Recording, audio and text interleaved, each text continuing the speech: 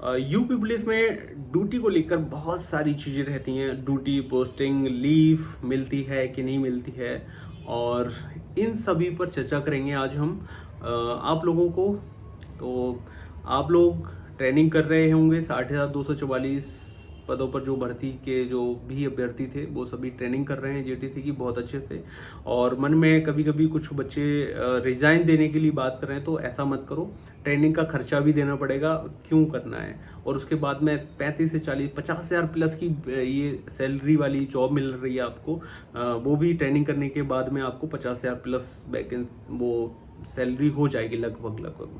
तो आप अच्छे से तैयारी करो। और ड्यूटी की बात करें तो ये ट्रेनिंग आपकी अभी जेटीसी चल रही है। जेटीसी के बाद में आरटीसी, जब आप किसी अन्य जनपद में जाएंगे और वहाँ से आप ट्रेनिंग करके आप किसी जनपद में या फिर इसी जनपद में जहाँ जेटीसी ज्वाइनिंग किया है आपने वहाँ पर आएंगे, या फिर किसी अन्य जनपद में भी आपकी पोस्टिंग हो सकती है। उसके बाद में बॉर्डर सीमा लग रही है, तो आपका जो जनपद है और आप जनपद से एक जनपद बगली जनपद को छोड़कर आप कहीं भी यूपी में, पूरे यूपी के अंदर कहीं भी रह सकते हैं। ये अभी का रूल है और फ्यूचर में बदल सकता है। तो ड्यूटी आपके नियर आसपास के जनपद में तो नहीं रहने वाली। हाँ, अगर आप 112 में ट्रेनिंग कर लेते हैं ड्राइवर के पोस्ट पर या फिर अन्य किसी पोस्ट पर अगर अपनी पोस्टिंग करा लेते हैं तो आपको हो जाएगी। आपके बगली जनपद में हो सकती है, पॉसिबिलिटी है, वो भी 100% नहीं है, पॉसिबिलिटी रह सकती है। लेकिन जहाँ भी आपकी पोस्टिंग है उसके अंडर ट्रेनिंग के बाद में ही ये सब चीज़ें प्रोसेस अपना सकते हो, कहीं दूसरी जगह ट्रांसफ़र करा सकते हो। व्यवहारिक प्रशिक्षण भी होता है। जब ये आपकी आरटीसी कसम परेड हो जाएगी, आप जनपदों में जाएंगे तो वहाँ पर 6 महीने का व्यवहारिक प्रशिक्षण भी होता है।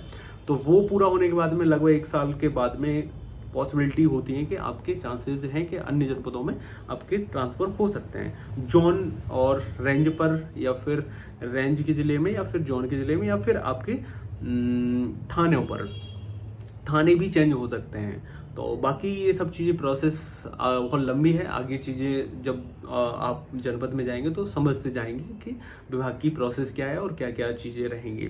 तो एंजॉय करिए, ये आपके लिए बहुत अच्छे पल हैं, बढ़िया हैं। तो प्लीज़ उसके लिए एंजॉय करें सभी।